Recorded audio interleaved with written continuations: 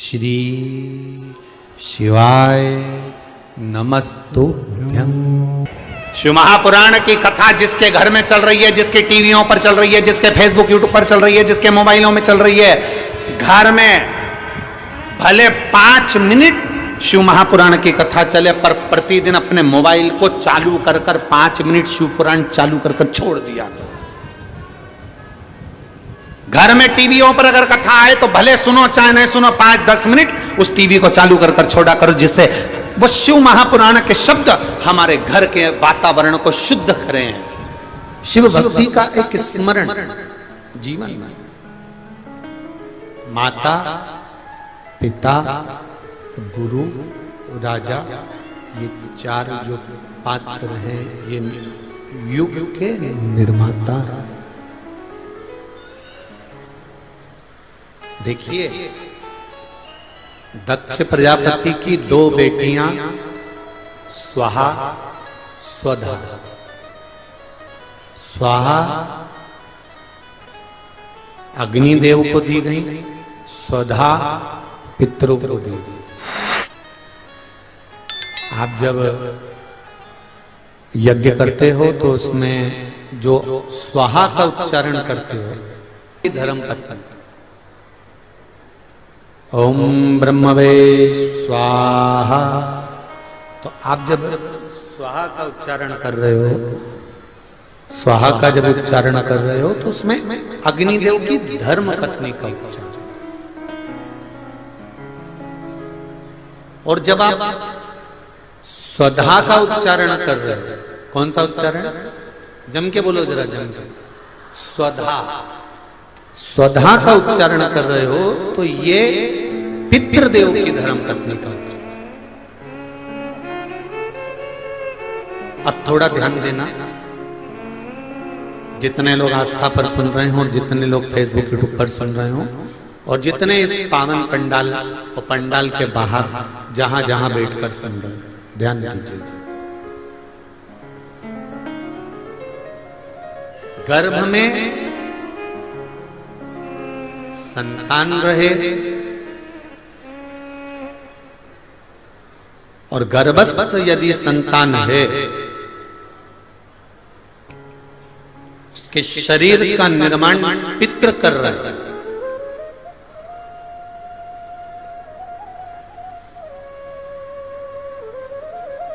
और शरीर में जो आत्मा है, उस आत्मा के बल पर उस शरीर को स्वस्थ रखने का निर्माण स्वधा कर।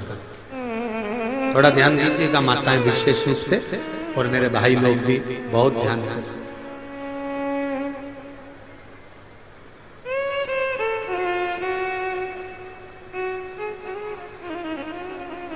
स्वधा तप की मुद्रा में बैठी है, साधना कर रही है, आराधना कर रही है, और तभी पितरों के देव आर्यमा का आगमन हुआ। पितरों के देवता आर्यमा स्वामी वहां पर आए।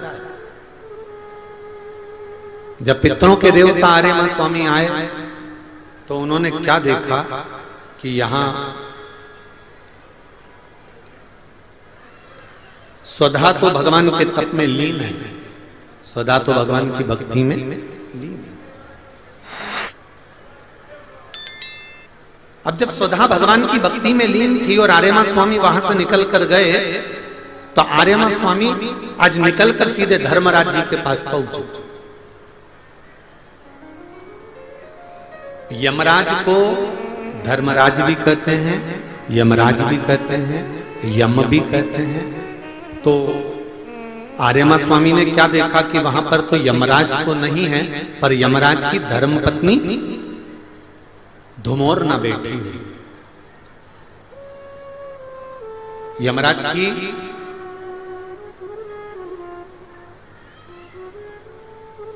तेईस धर्म पत्नियां थी, जिसमें से एक का नाम धुमोरना था, जो यमराज की प्रिय थी।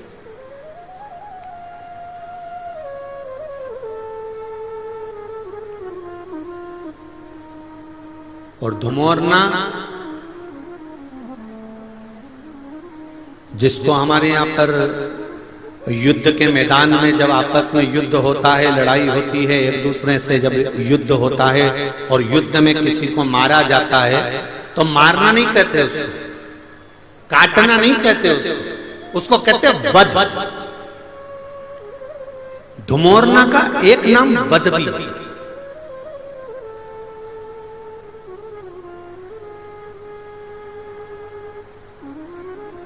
धुमोरना बेटी है और उस धुमोरना की गोदी में उसका बेटा है, यमराज का बेटा, जिसका नाम है कतिला। यमराज का बेटा कतिला धुमोरना की गोद में बैठा हुआ, यमराज की पत्नी की गोद में। आर्यमा स्वामी का आगमन हुआ। आर्यमा स्वामी ने जब धुमोरना को देखा तो प्रणाम किया, माताजी आप यहां पर हो, केवल एक निवेदन है आपसे। धुमोरना ने पूछा बोलिए आर्यमा जी कैसे आना हुआ आर्यमा स्वामी? आर्यमा स्वामी कहते हैं मुझे बस केवल जो स्वधा माता तप कर रही हैं उन तप करती हुई माता के पास आपको जाना और केवल पूछना है कि आप तप क्यों कर रही हो। तो धुमोरना ने कहा कि मैं अगर मुझे देखकर स्वधा कहीं भय तो नहीं खा जाएगी, स्वधा में कोई भय तो उत्पन्न नहीं होगा। थोड़ा ध्यान देना कथा पर विशेष। हमारे यहां पर एक प्रसंग बुजुर्ग माताएं बहुत पहले से कहती आई हैं, शायद यहां पे भी जितनी बुजुर्ग माताएं बैठी होंगी वो जानती होंगी। 9 महीने में नारी के गर्भ में जब 9 महीने बच्चा रहता है तो कोई एक महीना ऐसा होता है जिस महीने में बुजुर्ग माताएं कहती है कि नदी नाले मत नांगो। बोलो सही है कि गलत है? अरे जम के बोलो जी सही है। एक महीना ऐसा होता है, वो 7वां हो कि 6ठा हो कि 8वां हो, जो आपके स्मरण में होगा। कई माताएं कहती हैं और बुजुर्ग माताएं कहती हैं तो बहुओं को लगता है ऐसा कोई होता है, ये तो ढोंग प्रपंच है, ये तो ढकोसला होगा, ये तो ढोंग होगा।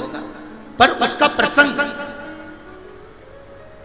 कई बहुओं ने माताओं से कहा होगा ऐसा कोई होता है क्या कि मैं मायके नहीं जाऊं और ये वाले महीना, एक महीना 9 महीने में एक महीना मेरी माताओं के गर्भ के समय का ऐसा होता है कि जिस महीने में बुजुर्ग माताएं कह देती है कि इस महीने में तुम नदी नाले मत लांघो, अपने घर में रहो, स्वस्थ रहो, ना कहीं जाना ना कहीं आना। डॉक्टर को दिखाने जाना हो तो चले जाओ, मना नहीं, पर नदी नाले लांघ कर मत जाना, इधर हो तो चले जाओ। बुजुर्ग माताएं कहती हैं। अब इन बुजुर्ग माताओं को किसने बताया ये कि नदी नाले मत लांघना? वो प्रसंग ये शिव महापुराण की तर्पण, जो शिव पुराण की कथा आप सुन रहे हो, वो प्रसंग यहां मिलता है कि स्वधा तप कर रही है और उसके तप करते समय वो अपने बच्चों को जन्म देने वाली है और उस समय पर यमराज की धर्मपत्नी धुमोरना समझाने के लिए आती है। 1 महीना लगता है धुमोरना को स्वधा को समझाने के लिए। इसलिए हमारे यहाँ पर बुजुर्ग माताएं कहती है कि इस महीने में तो नदी नाले मत नांगना, क्योंकि यम की पत्नी आई है। जब गर्भस्थ बच्चा रहता है, जब गर्भ में संतान रहती है, गर्भ में जब औलाद रहती है, गर्भ में जब संतान रहती है, तो नारी के 9 महीने में से 1 महीना ऐसा निकलता है बच्चा पूरी तरह से स्वस्थ होगा, धड़कन भी होगी, सब कुछ होगा, तुम भी अच्छे रहोगे। पर 9 महीने में 1 महीना कष्ट का तो जाता ही है, ये निश्चित है। क्यों? क्योंकि उस समय पर स्वधा के पास में धुमोरना यमराज की पत्नी आकर बैठी थी, जिस समय पर स्वधा अपने बच्चों को प्रकट कर रही थी, तब उस समय पर धुमोरना आकर विराजमान हो गई, यमराज की पत्नी आकर विराजमान। अब नई नई बहुएं तो इस बात पर विश्वास नहीं करती हैं, पर मुझे आश्चर्य इस बात का होता है कि बुजुर्ग माताएं कितनी विद्वान होगी पुराने समय की कि उनको शिव महापुराण की ये संवाद धुमोरना का यमराज की पत्नी का किसने सुना होगा और ये बुजुर्ग माताओं को भी मालूम, इनकी सास ने और उनकी भी सास ने और उनकी भी सास ने, मतलब सनातन हिंदू धर्म कितना पुराना सनातन धर्म है, जरा विचार करिए कि आज तक चले आया। अब उसको लोग ढोंग के ले, ढकोसला के ले, चाहे कुछ के ले। अब ये तो अब यहाँ बैठकर आप लोगों को कुछ शिव पुराण के, कुछ स्कंद पुराण के, कुछ पद्म पुराण के, कुछ अग्नि पुराण के, कुछ नर्मदा पुराण के कुछ उपाय यहाँ से बता दिए जाते हैं। अब उसमें लोग हमें टोटका वाला महाराज कहें, चाहे जो महाराज के, उनकी मर्जी। आग लगे बस्ती में, सियोर वाला रहे मस्ती, अपने को क्या करना उसमें। वो जो बोले बोलता रहे, जिसको जितनी पिसी हुई काली मिर्ची लगे वो लगता है, अपने कोई फर्क नहीं। अपन तो मस्त अपनी जिंदगी जियो। भगवान ने ये शरीर दिया है भजन करने के लिए, सतमार्ग बताने के लिए और अपने जीवन को भगवतमय बनाने के लिए। इससे ज्यादा कुछ नहीं करना। अपनी जिंदगी को भगवान के चरणों में कमाओ, दुकान चलाओ, घर चलाओ, परिवार चलाओ, खूब कमाओ। एक दुकान की जगह 4 दुकान करो, 25,000 की जगह 50,000 रुपए महीना कमाओ, खूब कमाओ, दिल से कमाओ। जितनी शरीर की कैपेसिटी है उससे ज्यादा कमाओ। बस एक निवेदन है, कमाई खूब दिल से करो। कमाने के बाद दान भी मत करो, किसी को मत दो, पर अपने ऊपर खर्च तो करो। जोड़ जोड़ के मत मरना रे।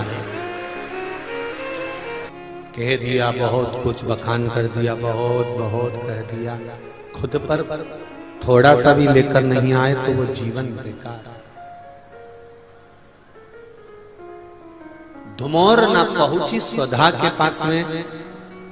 1 महीने तक धुमोरना ने स्वधा को समझाया, पूछा क्या बात है, समझ में आया। तब धुमोरना वापिस यमराज के पास पहुंच गई। आर्यमा स्वामी फिर धुमोरना के पास पहुंचे।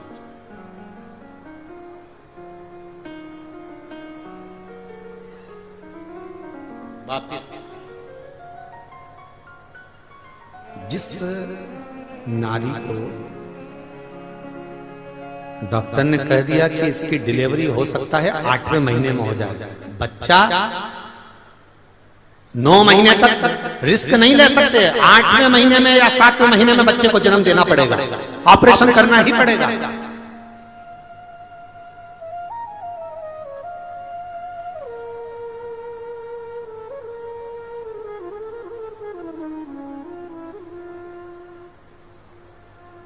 तब केवल एक बेलपत्री पर रखा हुआ एक चावल का दाना नारी का हाथ का स्पर्श कराकर स्वधा माता का नाम लेकर अशोक सुंदरी की जगह मालूम है सबको, अशोक सुंदरी वाली जगह पर केवल चढ़वा दीजिए, वो बच्चा पूर्ण तरह से 90 महीने में ही जन्म लेगा, 8वें में नहीं, और स्वस्थ, उसकी स्वस्थता रहे। क्या नाम लेना है? नाम बोलो पहले, जम के बोलिए जरा। आप लोगों से इसलिए बुलवा रहे हैं कि आप भूल ना जाओ। फिर से बोले एक बार, स्वधा। स्वधा का स्मरण। स्त्री, नारी और पुरुष, चाहे बेटे हो चाहे बेटियां हो, नारी हो पुरुष हो, ये उदर से जुड़ा हुआ हरनिया, उदर से जुड़ी हुई पथरी, या जो भी एक पत्र आए हैं, पत्र बहुत सारे आए हैं, पर समय निकलता है इसलिए इस पत्र को हम लोग नहीं पढ़ रहे। पत्र इधर भी है, इधर भी है, बहुत सारे हैं, पर और लोगों ने लिखा बड़ा सुंदर सुंदर है। इसमें आया है कि एक बच्चे के 5 पथरी है और पथरी की गांठ पड़ गई, वो भी किडनी लीवर के पास। तो जिसने पत्र लिखा है वो स्मरण में, चाहे पुरुष हो चाहे स्त्री हो, चाहे बेटे हो चाहे बेटियां, अगर उदर से जुड़ा हुआ कोई भी प्रॉब्लम है तो स्वधा का नाम स्मरण और शिव जी पे चढ़ाई गई एक दुर्वा एक बेलपत्र या एक चावल का दाना और जल, ये बहुत फल देने वाला, बहुत सुधा। फिर से नाम बोलिए एक बार, सुधा। सुधा का महाराज धुमौरना के पास में वापिस आर्यमा स्वामी पहुंच गए।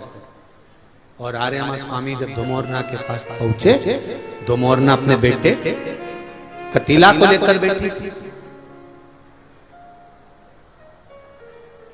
कतीला का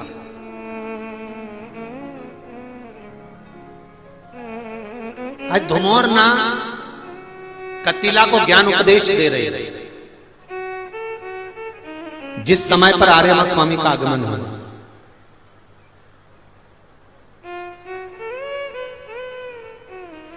गलती थोड़ी सी होती है और भोगना बहुत पड़ता है।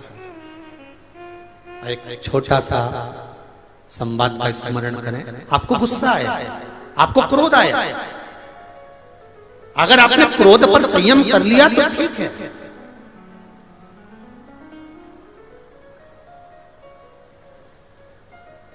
आपने अपने क्रोध पर संयम कर लिया तो ठीक है। किसी ने कुछ कह दिया, तुम्हें गुस्सा आ गया, तुम्हें क्रोध आ गया, तुमने चक्कू उठाया, तलवार उठाई, बंदूक उठाई और दो कितनी देर लगी? मात्र 5 मिनट लगे, तलवार घोंप दी, चक्कू मार दिया।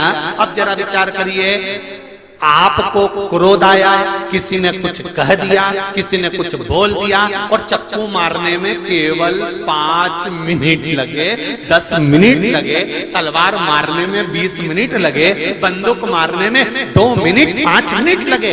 पर जरा विचार करिए, बंदूक की गोली तो लग गई, तलवार भी लग गई, चक्कू भी लग गया, पर भोगना कितना पड़ेगा? थोड़ी सी देर के क्रोध में 10 मिनट में सारा काम हो गया। अब 10 मिनट का क्रोध तुमसे पाप करा दिया। अब वो 10 मिनट के पाप को 10 साल, 20 साल, 25 साल भोगो।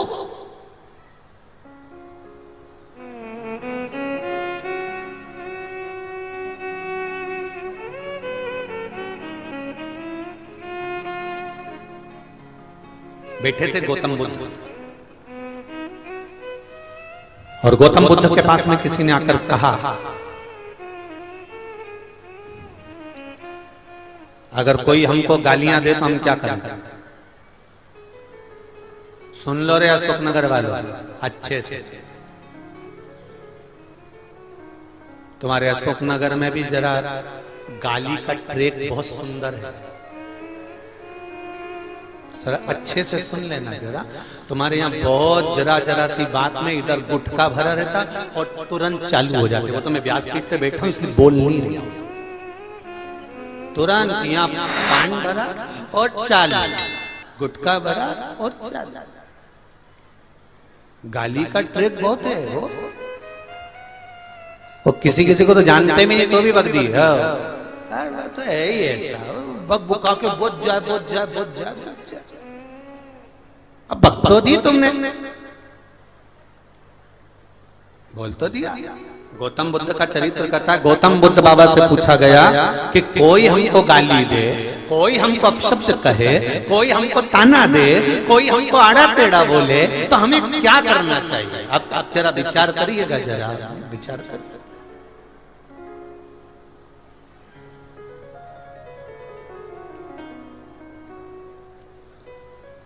हमने एक बात कही थी कल की कथा में कि पतंग और नाम जितना ऊंचा जाता है, काटने वालों की संख्या बढ़ जाती है। पतंग जितनी ऊंची जाएगी, काटने वाले ढेर इकट्ठे हो जाएंगे। जान दे अभी काटता हूं। नाम जितना ऊंचा होगा उतना काटने वालों की संख्या बढ़ जाएगी। आज जितनी उन्नति की सीढ़ी पर चढ़ते जाओगे उतना पांव खींचने वालों की संख्या बढ़ती जाएगी, क्योंकि ऊंच निवास नीच करतूती देख न सकई पराई विभूति। ऊंचे ऊंचे सिंहासन पर बैठ गए, ऊंचे ऊंचे अवधे पर बैठ गए, ऊंचे ऊंचे पद पर बैठ गए, और वहां बैठकर भी कोई आगे बढ़ रहा है तो उसको नीचे गिराने का सोचने बैठ गए। इतनी ऊंची पोस्ट पर बैठने के बाद कहां पद, प्रतिष्ठा, नाम। गौतम बुद्ध से पूछा गया, बताओ कोई गाली दे तो क्या करें, कोई अपशब्द कहे तो क्या करें? सुन लो जरा अच्छे से। गौतम बुद्ध बाबा कहते हैं किसी पेड़ के नीचे बैठे थे, ऊपर से डाली टूट के नीचे गिर गई, तुम पेड़ का क्या बिगाड़ लोगे? सुन लो रे अशोक नगर वालों जरा अच्छे से, बहुत सावधानी से सुनना। भले तुम अगली बार मत बुलाना, पर सुन तो लो दिल से, और नहीं बुलाओगे तो क्या हुआ? अशोक नगर तो हमने देख लिया कि यहीं से सिरोन से होते आना, तो हम तो कभी भी भग जाएंगे, हमारा क्या टेंशन। तुम अच्छे से सुन लो, और अपने सांसद महोदय तो हैं, उसमें कोई दिक्कत वाली बात नहीं है। कथा कभी भी कह देंगे सांसद जी कथा, सांसद जी बोले मंडी है, चलो चलो, उसमें क्या दिक्कत? उसमें कोई विशेष दिक्कत वाला कोई क्रम नहीं है। परंतु ध्यान से सुनना, गौतम बुद्ध से किसी ने पूछा कि कोई हमें गाली दे, कोई हमें अपशब्द कहे, कोई हमें ताने दे, कोई हमारे लिए आड़ा टेढ़ा बोले, हमें क्या करना है? गौतम बुद्ध ने कहा पेड़ के नीचे से निकल रहे थे, और पेड़ के नीचे से निकलते निकलते डाली टूट कर तुम्हारे ऊपर गिर गई, तो तुम क्या करोगे वो बताओ? तो उसने कहा क्या करेंगे, डाली को एक साइड पटक के घर चले जाएंगे। तो बस गौतम बुद्ध कह रहा है कोई आड़ा टेढ़ा बोले तो समझ लो इसके पेड़ की डाली टूट के नीचे गिरी है, इसको कोई अपने वापिस झगड़ा करने थोड़ी ना जाएंगे। इसलिए भगवान का भजन करो और अपने घर जा, आग लगे बस्ती में और अपन रहो, उसको बकने दो, उसको आड़ा टेढ़ा बोलने दो, वो जितना बोलेगा बोलता रहे बोलता रहे बोलता रहे। तुम घर में प्रैक्टिकल करके देखना, जब सास खूब गाली दे, खूब, मेरा बहुओं से निवेदन है, वो गाली दे तुम आंख में सुरमा लगाना, पेंसिल से लाइन खींचना, और फिर डब्बा भरना, फिर इधर नीली, इधर कत्थई, इधर मार, और भर के और बढ़िया पल्लू मल्लू में पटली मटली लेके और सास के साथ जाके ऐसा कर। बस इतने में तो सास सोचे कि गजब की है ये, गजब की है ये गुना वाली, तो गजब की, गजब क्या होगा? वो बोले बोलने दो, वो बके बकने दो, अरे वो कहे कहने दो, उसके कहने से कुछ नहीं होगा। हमारी अम्मा कहती थी कौवा के कोसने से पाड़ा नहीं मरता। तुम्हारे यहाँ कोई कहावत हो तो हमको लिख के भेज देना, हम कल कथा में बोल देंगे। कौवा के कोसने से पाड़ा नहीं मरता, किसी के अपशब्द बोलने से, आड़ा टेढ़ा बोलने से, ताने देने से किसी का कुछ नहीं बिगड़ता। बस इस आत्मा से किसी का दिल मत दुखाओ, किसी के लिए आड़ा टेढ़ा मत बोलो, किसी के हृदय को ठेस ना पहुंचे, मस्ती में जिंदगी जियो। हम पहले भी कहे दुख बहुत है, शंकर जी के मंदिर में जाओ प्रणाम करो। बहुत ज्यादा दुखी हो शिव मंदिर में थोड़ी स्माइल दो। शंकर जी को भी पार्वती जी बोलेगी इतना दुखी है, उसके बाद भी मंदिर में मुस्कुरा कर आती है। शंकर जी कहेंगे ये मेरे मंदिर में आकर मुस्कुराई है, इसलिए मैं इसको हमेशा मुस्कुराने का वर देता हूं। ये फिर रोएगी नहीं कभी, मुस्कुरा स्वधा।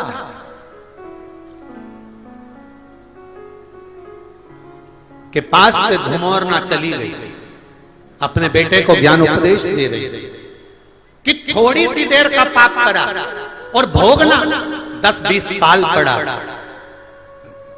यही जीवन है मनुष्य का। पाप थोड़ी सी देर का होता है और भोगना ना जाने कितनी योनियों में पड़ता है। कभी पशु, कभी पक्षी, कभी जलचर, कभी थलचर, कभी वायुचर, ना जाने कितनी कितनी योनियां हमको मिलती रही। इसलिए बार बार कहते हैं धुमोरना के पास में आर्यमा स्वामी आ गए। आर्यमा स्वामी ने धुमोरना से पूछा कि ये पितरों की धर्म पत्नी स्वधा क्या चाहती है। दोमोर्ना ने कहा उसके गर्भ से संतान प्रकट होने वाले हैं। 3 बेटियों का जन्म स्वधा के सम्मुख में होने वाला है और वो 3 बेटियां साधारण नहीं है पितरों की।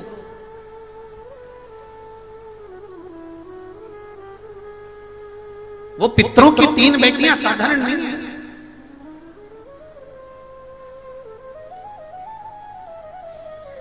शिव महापुराण में वर्णन मिलता है, विदेश्वर संहिता में स्मरण मिलता है कि पितरों की धर्म पत्नी स्वधा के सम्मुख में 3 बेटियां प्रकट हो गई, मेना, धन्या, कला। 3 बेटे, बहुत सुंदर बेटियां सामने प्रकट हुई। पितरों की धर्मपत्नी स्वधा के गर्भ से ये बच्चों का जन्म नहीं हुआ, उनके सम्मुख में तप साधना और भक्ति से प्रकट, भक्ति से। जब डॉक्टर कह दे कि बच्चे की धड़कन नहीं है, जब डॉक्टर कह दे कि बच्चे को तकलीफ है, जब डॉक्टर कह दे कि इसको ये तकलीफ है, हम तो यहां तक कहेंगे जिनके बच्चा जन्म लेने के बाद में भी अगर माइंड से, श्रवण से, वाणी से, शरीर से अगर बच्चा जन्म लेने के बाद भी अगर तकलीफ में है तो स्वधा का स्मरण कर कर देसी गाय का घी शंकर भगवान पर लेपन करिए। क्या लेपन करना है? देसी गाय, जर्सी गाय नहीं, देसी गाय का घी शिव जी पर सोमवार की अष्टमी के दिन लेपन करिए और लेपन कर कर उस घी को उंगली से उठाकर ले आइए। जो बच्चा दृष्टि से, श्रवण से, वाणी से, शरीर से जन्म के बाद में तकलीफ में है और अवस्था उसकी छोटी है, अगर वो 10 साल के अंदर अंदर का है तो उस बच्चे की नाभि में वो घी थोड़ा सा कुनकुना कर कर ठंडा होने के बाद उसको डालिए और बच्चे की उस घृत से नैनों के पास, श्रवण शक्ति के पास थोड़ी थोड़ी मालिश करना सुधा माता के नाम से प्रारंभ करिए। थोड़ा दिन 2-3 महीने कर कर देखिए, बच्चे में थोड़ा थोड़ा सा फल आना प्रारंभ हो जाएगा और धीरे धीरे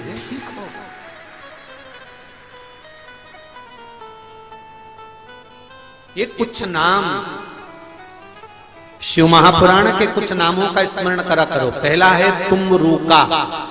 क्या नाम है? तुम्रूका। ये गर्भस्थ धारण करने के लिए होता है, जिसको 20-20 साल, 25-25 साल तक संतान नहीं होती, उसके लिए तुम्रूका जी का नाम था, जिसने शिव महापुराण की कथा को वाचन किया है। कुंदकेश्वर महादेव, अवधूतेश्वर महादेव, चंपेश्वर महादेव, स्वधा, ऐसे कुछ नामों का स्मरण बड़ा सुंदर उसको करा महाराज। 3 कन्या प्रकट हो गई, मैना, धन्या और कला। पितृलोक में आनंद छा गया, पितृलोक में आनंद ही आनंद।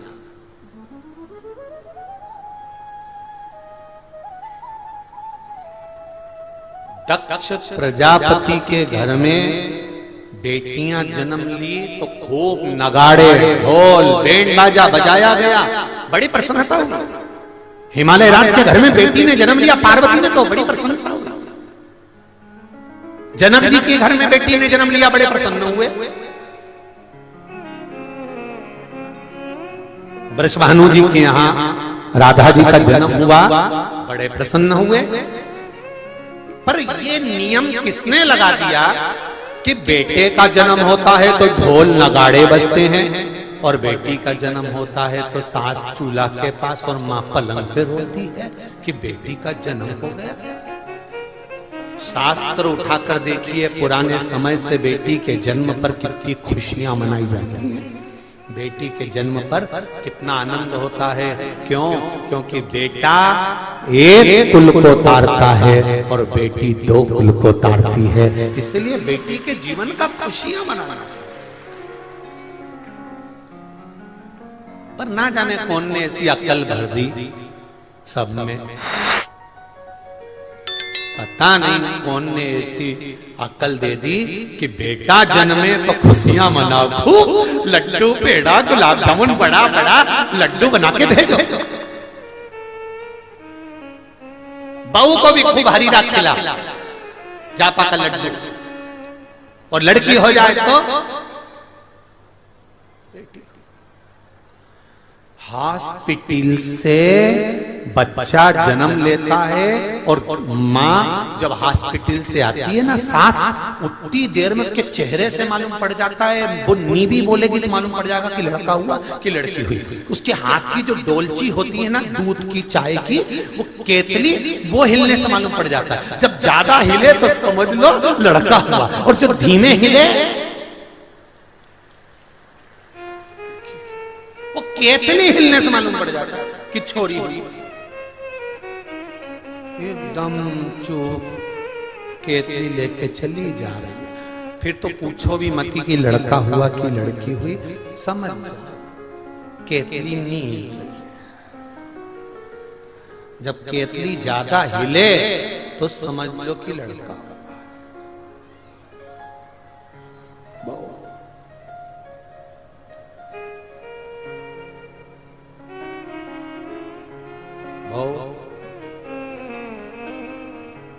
ऐसा होता भी है। कई लोग अच्छे अच्छे पद पर रहते हैं ना, बहुत कोई डॉक्टर है, कोई कमिश्नर है, कोई कलेक्टर है, कोई एसपी है, कोई टीआई है, कोई मंत्री है, कोई बड़े बड़े पद पर जो लोग रहते हैं, कोई सांसद, कोई विधायक, बहुत मिनिस्टर, ये जो बड़े पद पर रहते हैं ना, ये इनके भीतर बहुत नम्रता रहती है। ये निश्चित है, ये इतने गुस्से या क्रोध या ये चीज नहीं, परंतु इनके जो साथ में रहते हैं ना, जो इनके असिस्टेंट, वो कहते हैं ना, चाय से ज्यादा केतली गर्म होती है। दिक्कत यही है।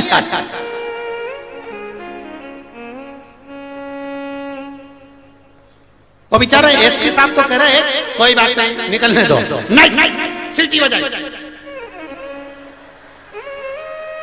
अब वो बेचारा कह रहा है, एसपी साहब कह रहे, कलेक्टर साहब कह रहे, टीआई साहब कह रहे हैं, क्या कर रहा है? परंतु नहीं,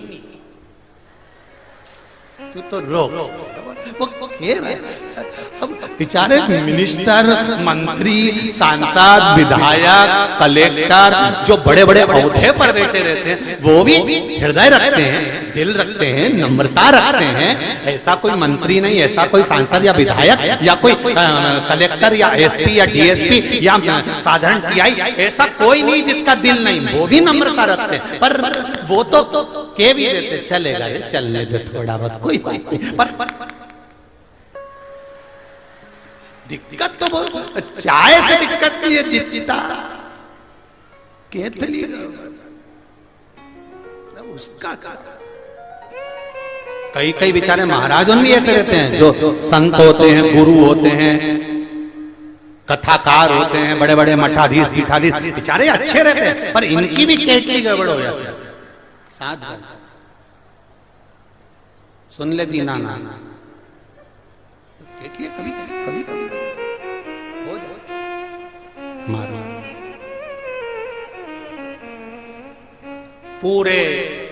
पूरे आनंद के साथ खुशियां मनाई जा रही है। निवेदन करूंगा शुकनगर की इस धरा से, बेटा जन्म ले जितनी खुशी आपको होती है, बेटी के जन्म पर वही खुशी दुगनी होना चाहिए कि बेटी ने जन्म। दो कुल को तार रही हैं मेरी बेटियां, दो कुल को।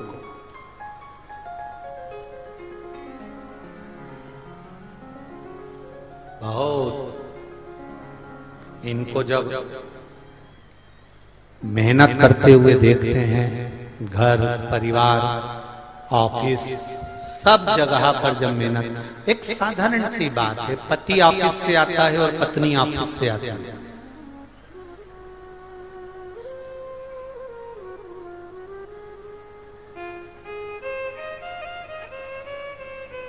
पति ऑफिस से आया और पत्नी भी ऑफिस से आई, दोनों नौकरी कर रहे हैं।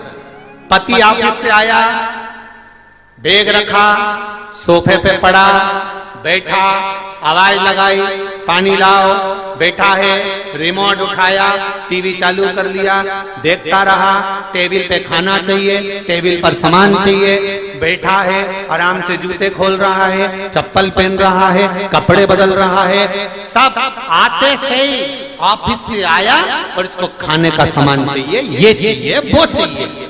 जितना तू थक कर ऑफिस से आया है उतना ही थक कर वो भी तो ऑफिस से आई है, उसका भी तो स्मरण कर। नहीं, हाथ में चाहिए, चाय बना रही हो क्या, चाय लिया हो, पानी रख दो, मैं आ रहा हूं, मेरे कपड़े रख दो। जरा सोचो, जितनी मेहनत तुम कर रहे हो उतनी मेहनत वो कर रही है। तुम अगर दुकान पर जाकर थक जाते हो तो वो घर में काम कर कर थक जाती है। तुम अगर ऑफिस में थक रहे हो तो वो भी ऑफिस में थक रही है।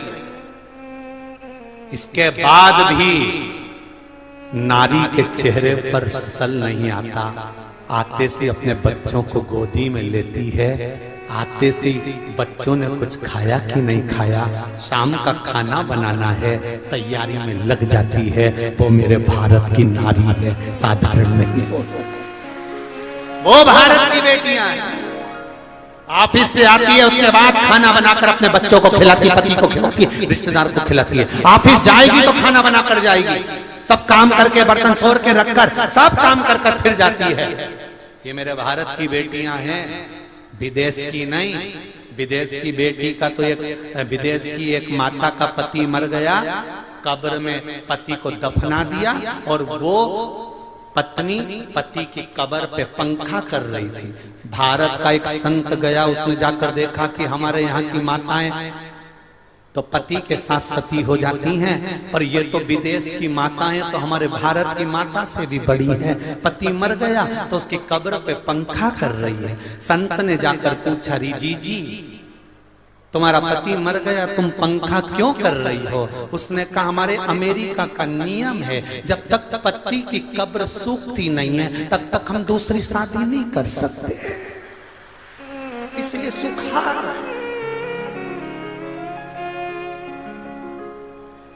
सुखा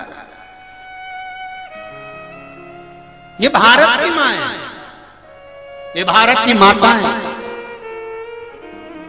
ये गौरव है भारत की माताओं का, गौरव सुख है भारत की माता, आनंद।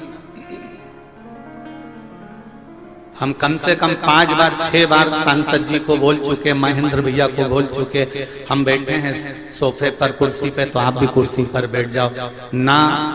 नहीं बैठे तो नहीं बैठे, जितनी देर हम बैठे रहे उतनी देर वो नीचे ही बैठे। ये नम्रता है।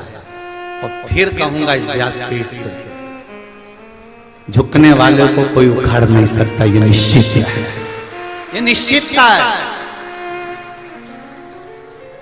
भगवान शंकर लंकाधिपति रावण को कह कहकर थक गए थे कि लंकेश तू थोड़ी सी नम्रता लेकर आ जा। लंकाधिपति लंकेश नम्रता नहीं ला सका, हमेशा अभिमान के शब्द शिव जी के सामने भी कह देता था। भगवान विष्णु ने, स्वयं ब्रह्मा जी ने, इंद्रदेव ने तुरंत भगवान शंकर से कहा कि ये तुम्हारा शिष्य है, ये तुम्हारा शिष्य है, इसको समझाओ, इसको समझाने का प्रयास करो, रावण को समझाओ। शंकर भगवान बोलते हैं, मैं समझाने की मना नहीं है, मैं समझाने को तैयार हूं, पर मैं रावण को जब जब बुलाता हूं समझाने के लिए, रावण मुझे समझा के चला जाता। जब जब चेला गुरु को ज्ञान देने लगे तो समझ लो कि अब चेले का विनाश का समय।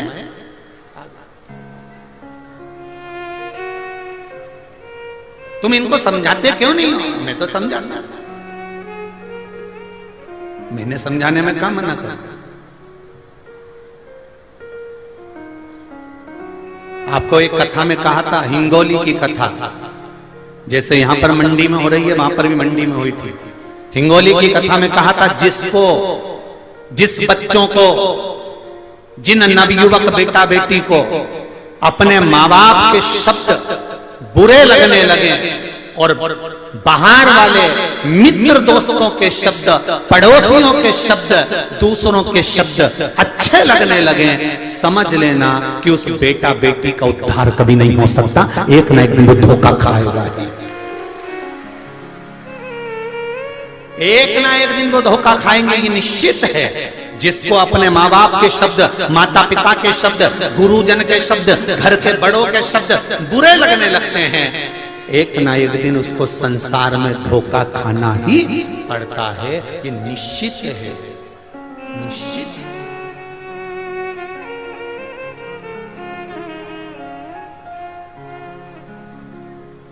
एक बार श्री गुरु नानक देव जी से पूछा गया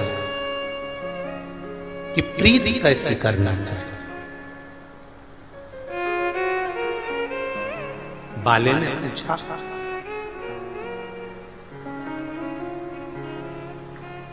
बाले ने पूछा, परम पूज्य गुरुदेव गुरु नानक देव जी से पूछा कि प्रीति कैसे होना चाहिए। बाले पूछ रहा है,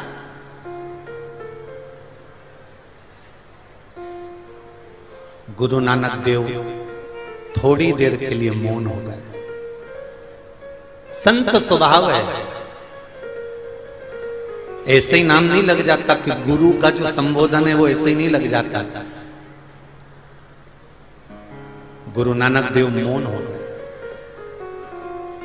शब्द गुरु नानक देव जी के मुख से निकल गया, वाले तो पूछ रहा है कि प्रीत कैसे करना चाहिए। तो नानक देव जी कहते हैं, प्रीत करो सो ऐसी करो जैसे लोटा डोर, गलो फसावे आपनो जी और पानी पीवे और। अगर संसार में प्रीत करना है तो कुएं के अंदर जो मटका जाता है ना, वो मटका का मुंह रस्सी से बांधा जाता है, रस्सी से मुख बांधकर घड़ा पानी में जाता है और पानी भरकर लाता है। और देखो गला, घड़ा, मटका, गला अपना फंसाता है और पानी दूसरे को पिलाता है। ये प्रीति होना चाहिए, ये प्रीत होना चाहिए। प्रीत करो सो ऐसी करो जैसे लोटा डोर, गलो फसावे आपनो जी पानी पीवे कौन। गुरु नानक देव कहते हैं प्रीत का सबसे बड़ा आनंद है कि हम जिए, मना नहीं। संसार का हर मनुष्य जीता है, अपने परिवार के लिए करता है, बच्चों के लिए करता है, अपनी पत्नी के लिए, अपने परिवार के लिए दिन भर कमाता है, दिन भर कमाता है। पर गुरु नानक देव जी कहते हैं अपनी कमाई के लिए, अपने परिवार के लिए तो तुमने जिंदगी भर कमाया, पर उस कमाई में से थोड़ा सा भाग दूसरे के लिए भी करिए। इसलिए आपने देखा होगा संपूर्ण भारत के गुरुद्वारों में आप जब जाएंगे तब लंगर तैयार मिलता है। ये प्रीतता, ये स्नेहता, ये प्रीतता, इसको प्रीतता कहता, इसको आनंदता कहता। महाराज ये प्रीतता, इसलिए कहते हैं जो बोले सो निहाल ससुरिये। ये भीतर का सुख होना चाहिए, ये भीतर का आनंद होना चाहिए, ये भीतर का एक आनंद तत्व होना चाहिए। अगर युग के निर्माता में एक माता, एक पिता, एक गुरु और एक राजा, ये चार सम्मुख में होना चाहिए। इसलिए कहते हैं माता युग के निर्माण में सबसे पहला पहलू है, पहली सीढ़ी है। इसलिए माँ अपने बच्चों को झुकना सिखाए कि बेटा घर के बड़ों के आगे, माता पिता के आगे, गुरु के आगे जितना झुककर नम्रता से आनंद के साथ चलोगे उतनी जिंदगी खुश होकर जियोगे। अकड़ नहीं रखना। एक अपना बल, अपने भीतर का विल पावर मजबूत रखिए। आपको अभी कथा में कहा था, बच्चा उछलता है, हंसता है, उसको मालूम है मुझे कोई पकड़ेगा। उसी तरह कितना बड़ा भी दुख आ जाए, कितनी बड़ा भी कष्ट आ जाए, जिंदगी के पहलू पर कभी भी दुख सामने आकर खड़ा हो जाए, तुम्हारे चेहरे पर मुस्कुराहट होना चाहिए, रोना नहीं। याद रखना अपने भीतर कि मेरा शंकर मेरे साथ खड़ा है, मेरा शंभू मेरे साथ खड़ा है, मेरा देवाधिदेव महादेव मेरे साथ खड़ा है। एक पत्र आया है, उस पत्र को देखिए।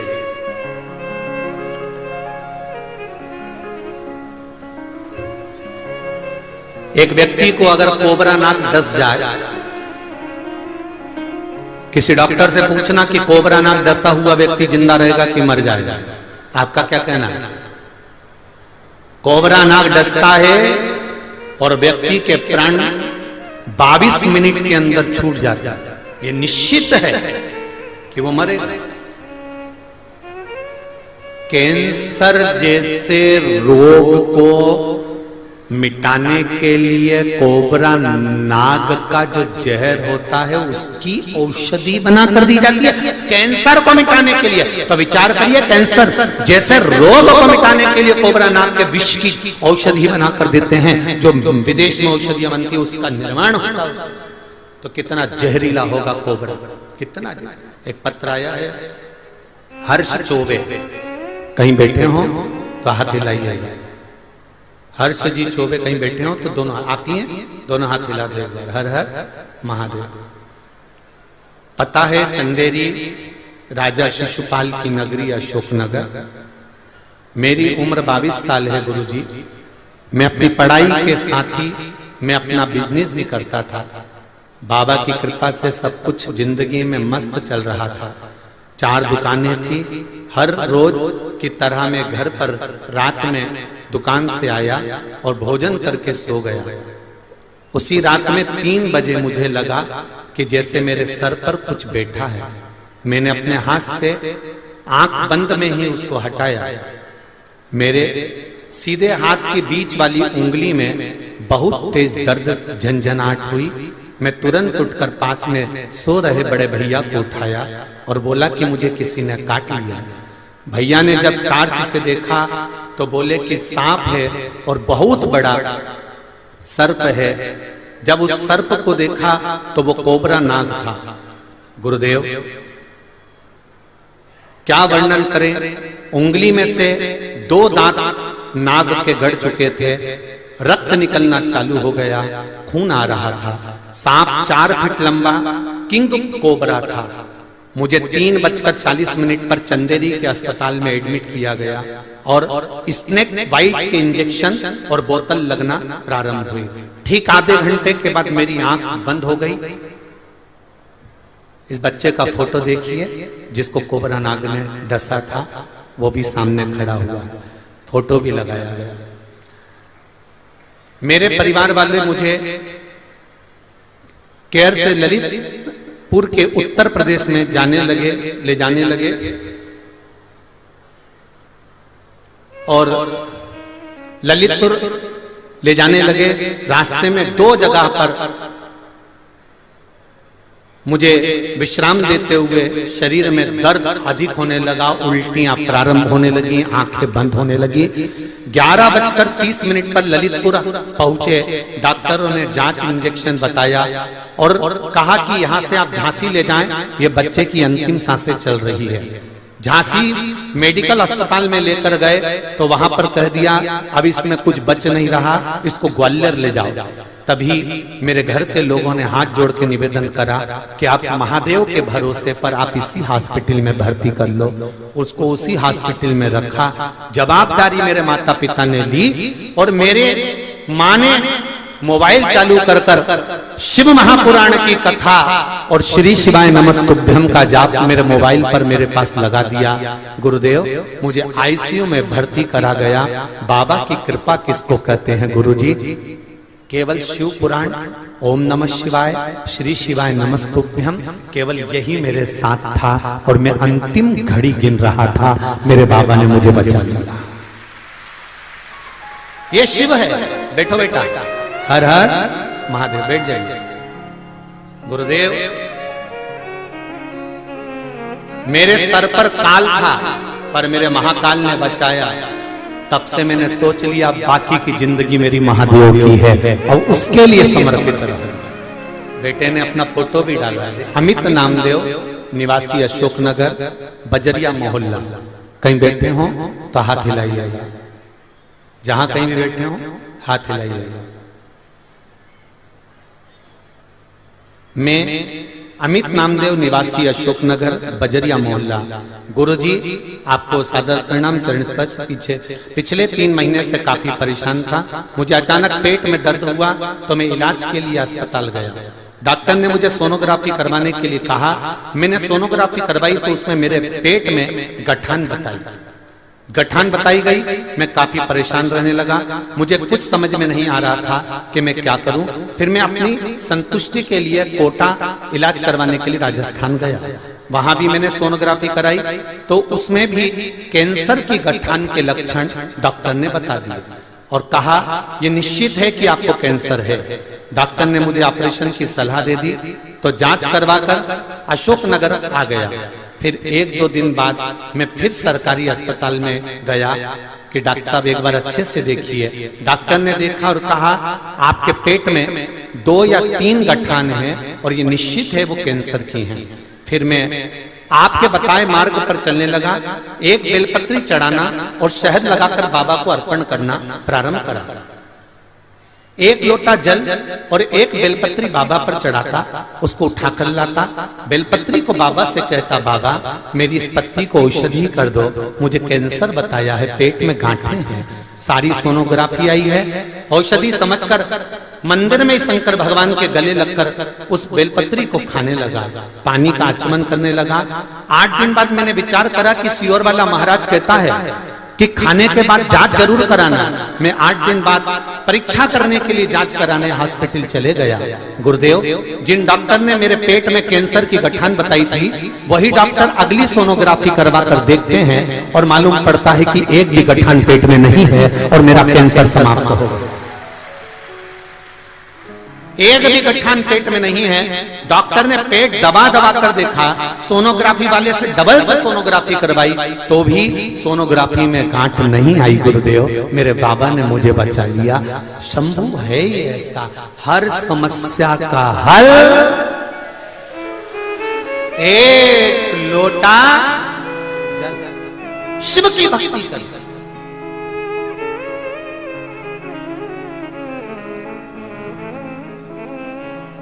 उसकी कृपा बिना नहीं मिल सकती। बड़ा कठिन है साहब। फिर निवेदन करूंगा अशोकनगर वालों, तुम्हारे तो बिल्ली के भाग्य से छीका टूटता है ना, ऐसा तुम्हारी किस्मत में यीशु महापुराण की कथा मिली है। ये भाग्य है। और आपकी कथा 25 तारीख तक रहेगी। 26 तारीख से मंदसौर में चालू हो जाएगी। और मंदसौर नगर के आसपास में जितने पशुपतिनाथ के मंदिर के आसपास, पशुपतिनाथ मंदिर के जितने इस प्रांगण के अंदर कथा सुनेंगे, मैं उनसे निवेदन करूंगा कि भाग्य है जो नवरात्रि की कथा आपको मिलेगी, वो भी मंदोदरी। शिव पुराण तो वही की वही है, केवल एक उद्देश्य पकड़ा जाता है, जैसे तर्पण, जैसे नवग्रह, जैसे मंदोदरी। जिससे ये मंदोदरी शिव पुराण रखने का कारण केवल एक है कि राष्ट्रीय स्वयंसेवक संघ RSS मंदसौर जिले के अंतर्गत छोटी छोटी लड़कियां, बेटियां देह व्यापार करती हैं। उस देह व्यापार को रोकने के लिए और उस देह व्यापार को रोककर उन बेटियों को पढ़ाना लिखाना और उनको अच्छी परवरिश देकर उनका घर बसाने के लिए ये पावन मंदोदरी शिव महापुराण की कथा रखी है, जिसका नाम मंदोदरी रखा। वो मंदोदरी माता के नाम से, एक सती के नाम से, एक शिव भक्त मंदोदरी के नाम से कम उस क्षेत्र की बेटियां सुधर सके, उस क्षेत्र की बेटियां व्यापार, ये देह का व्यापार छोड़ सके और अपने जीवन को धन्य बनाएं और अपने इस अनमोल जीवन को पहचाने की कितनी मुश्किल से ये मनुष्य की देह मिलती है। मेरा निवेदन है, जितने श्रोता भाई बहन कथा सुन रहे हैं, मंदोदरी शिव महापुराण की कथा को जरूर सुनना कि मंदोदरी के जीवन में कितने पड़ाव पड़े, कितना दुख आया, कितना कष्ट आया, कैसी जिंदगी जी, और उस कथा के माध्यम से उन बेटियों को वापस अपने घर लेकर आना, उन बेटियों को सत्मार्ग बताना।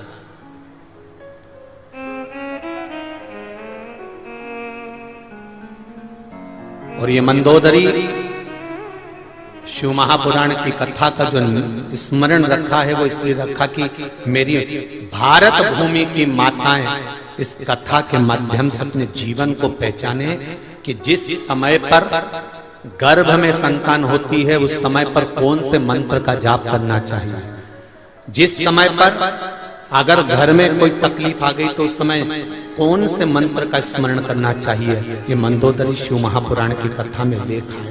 आप उसका स्मरण करो, उस भक्ति को धारण करो।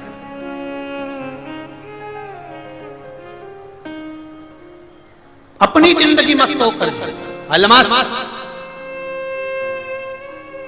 दुख आए, विश्वास उस बच्चे जैसा होना कि मुस्कुरा रहा है, दुख में भी आपके चेहरे पर प्रसन्नता होना चाहिए कि मेरा महाकाल, मेरा राज राजेश्वर मेरे साथ खड़ा हुआ है, मेरा महादेव मेरे साथ है, मुझे चिंता नहीं, मुझे टेंशन नहीं, वो मुझे संभालेगा, वो मुझे संभालेगा।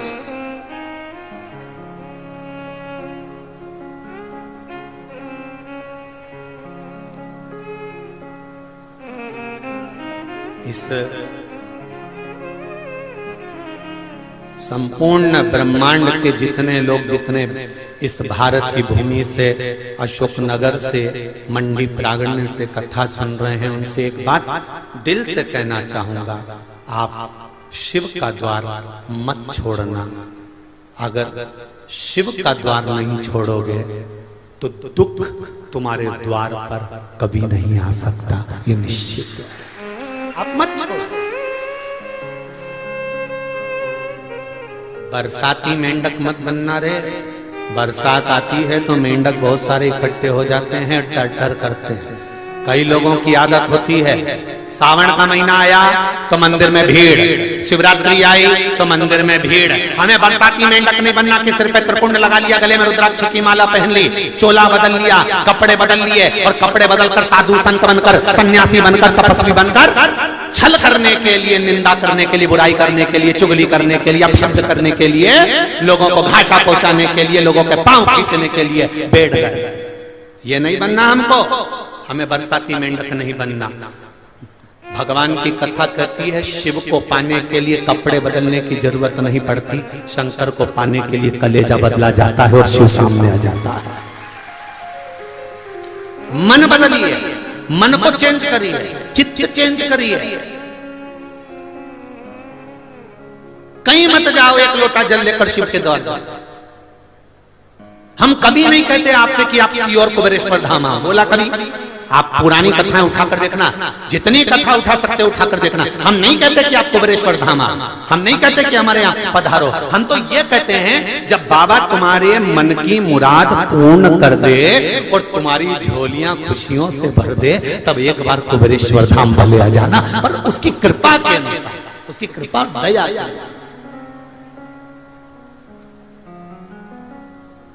मन चंगा तो कठोते में गंगा, और नी तो गंगा भी बहती रहे तो लोग के गंगा का पानी है क्या, पक्का है क्या? होता है कभी कभी। एक माँ ने अपने बच्चों से कहा, देख 16 सरात चल रही है रे छोरा, ए छोरा। हाँ माँ 16 सरात चल रही है बेटा। हाँ माँ। एक काम करना बेटा, पिताजी का अस्थियां रखी हुई हैं, उनको गंगा जी छोड़िया बेटा। तेरे पिताजी का मन था कि मेरी अस्थियों को गंगा जी में छोड़ना। तो माँ ने बड़े बेटे से कहा, बड़े बेटे ने कहा ठीक है माँ, पिताजी की अस्थियों को गंगा जी छोड़ देंगे। बड़ा बेटा कमरे में गया, धर्मपत्नी आई। धर्मपत्नी ने पूछा कहाँ की तैयारी कर रहे हो? कल पिताजी की अस्थियां छोड़ने जाना है। पिताजी का मन था कि मेरी अस्थियों को मेरा बेटा पैदल पैदल गंगा जी तक लेकर आए, तो मैं गंगा जाने की तैयारी। तो पत्नी ने कहा, काय को जाने की तैयारी कर रहे हो? तुम जाओगे तो छोटा क्या करेगा?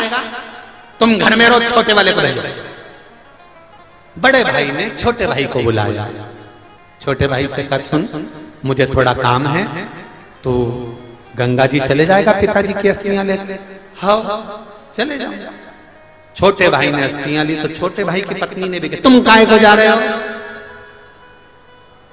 तुम्हारा जाना जरूरी है क्या? छोटे भाई ने कहा, अरे गंगा जी यहीं तो है, 60-70 किलोमीटर दूर गंगा जी है, मैं अभी छोड़ कर आता हूँ, सवेरे निकलूंगा, रात तक पहुंच जाऊंगा, वापस रह जाऊंगा, उसमें क्या दिक्कत है? और उसने अस्थियां उठाई, माता जी को काम में जा रही हूं, और अस्थि लेकर चला। चलते चलते चलते चलते 15 किलोमीटर पहुंचा, और 15 किलोमीटर पहुंचने पे वो थक गया, पाँव में पड़ गए छाले। उसने विचार करा, राम बहुत थक गया रे, बहुत थक गया, इतना थक गया। तो वहीं से एक आदमी निकल कर जा रहा था, उस व्यक्ति को रोककर पूछा, भैया एक बात बताओ, मैं ये यहाँ बैठा हूँ, इसके नीचे से ये पानी निकल के जा रहा है, तो क्या ये नाला है? अच्छा, तो ये पानी कहाँ जा रहा है? तो कहा ये गंगा जी में आगे जाके मिल जाता। उसने सोचा, भगवान ने बड़ी कृपा करी, जब ये पानी गंगा जी में जा रही है तो अस्थियां ही छोड़ दे। उन्हें पिताजी की अस्थियों को वहीं छोड़ दिया। पिताजी की अस्थियों को छोड़कर और बेटा वापस घर आ गया। माँ ने पूछा, बेटा पिताजी की अस्थियों को छोड़ आया? हाँ माँ छोड़ आया। रात को पिताजी माँ के स्वप्न में आए और कहा, सुबह माँ को क्रोध आ गया, बेटे को बुला इधर आ, पिताजी की अस्थियों को कहां छोड़कर आया? क्यों मां, हुआ क्या? तेरे पिताजी मेरे सपने में आके बोले कि छोरा मेरी अस्थियों को नल्ले में पटक कर आ गया 20 किलोमीटर दूर, वहां से 40 किलोमीटर गंगा बची थी। इतने में लड़के को आ गया गुस्सा, और गुस्से में आकर बोला, माँ ये पिताजी की आदत कभी नहीं छूटेगी, 40 किलोमीटर उधर जाने की अपेक्षा 20 किलोमीटर तक काहे को आ गया? अगर जाना ही था तो उधर 40 किलोमीटर आगे चले जाते, या 20 किलोमीटर आगे सपने में बोलना जरूरी था। माँ जाते नहीं बना कि वहां चले जाऊं 40 किलोमीटर।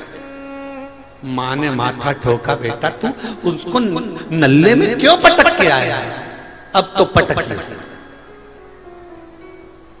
भैया, संसार सागर है, कोई नहीं किसी का बस, जब तक श्वास चल रही है, जब तक आप हो तब तक आपके सम्मुख में सब है, और जिस दिन श्वास चलना बंद हो गई उस दिन कुछ नहीं बचेगा। ये संसार मिथ्या संसार। जिस व्यक्ति के मन में यह भाव प्रकट हो जाता है कि दुकान में चला रहा हूं, घर में चला रहा हूं, परिवार में चला रहा हूं, रिश्ते में चला रहा हूं, नाते में चला रहा हूं, या मैं पूरे परिवार को मैं लेकर चल रहा हूं, अगर मैं नहीं होता तो ये कुछ भी नहीं होता। ये मन का भ्रम निकाल दिया जाए। भगवान कृष्ण भी गीता में वर्णन करते हैं महाराज, भगवान कृष्ण भी कहते हैं गीता जी में, अर्जुन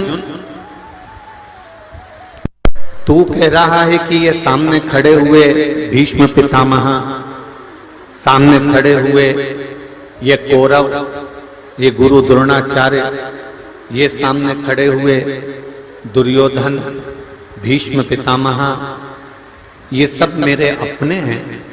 तो भगवान कृष्ण कहते हैं अर्जुन मैं मानता हूं कि ये सब तेरे हैं, पर अर्जुन ये भ्रम निकाल दे कि ये मेरे हैं। अगर तूने शस्त्र नहीं चलाया, तूने कोई धनुष उठाकर एक बाण भी नहीं चलाया, तो अर्जुन ये अंदाजा लगा कर रखना कि ये तू नहीं चलाएगा तो ये चलाकर तुझे नष्ट कर देगा, ये चलाकर तुझे नष्ट कर सकता है। इसलिए है अर्जुन, मैं और मेरे का भेद निकाल दे। जैसे युद्ध के मैदान में सब एक दूसरे के लिए खड़े हुए हैं, उसी तरह शिव महापुराण की कथा कहती है परिवार हो, कुटुंब हो, नाते हो, रिश्ते हो, और ये संपूर्ण जितना हमारा भरा पूरा परिवार है, इस परिवार में मैं का जो संबोधन है कि मैं कर रहा हूं, या मैंने करा है, या मैं कर रहा हूं, इस संबोधन को निकाल देना चाहिए। इस संबोधन को निकाल दो। एक बड़ा सुंदर संवाद। प्यारे भक्तों, आज की कथा में हमारे पूज्य श्री पंडित प्रदीप जी मिश्रा ने आज के श्री शिव महापुराण कथा के अध्याय में जो भी उपाय बताए हैं, अगर आप इन उपायों को अपने जीवन में निरंतर करते हो तो आपको अवश्य ही लाभ प्राप्त होगा। तो भक्तों, इसी के साथ आज के श्री शिव महापुराण कथा के अध्याय को यहीं समाप्त करते हैं। मिलते हैं एक और नए अध्याय के साथ, तब तक के लिए हर हर महादेव। प्यारे भक्तों, अगर आपने अभी तक हमारे चैनल को सब्सक्राइब नहीं किया है तो प्लीज चैनल को सब्सक्राइब करके कमेंट बॉक्स में हर हर महादेव लिखकर अपनी हाजिरी भगवान शिव शंकर जी के चरणों में अवश्य लगाएं। और श्री शिव महापुराण कथा का भाग 2 देखने के लिए हमारे चैनल को सब्सक्राइब करके वीडियो को दिल से लाइक जरूर करें और कमेंट बॉक्स में हर हर महादेव अवश्य लिखें। तो भक्तों, मिलते हैं एक और नए अध्याय के साथ, तब तक के लिए हर हर महादेव।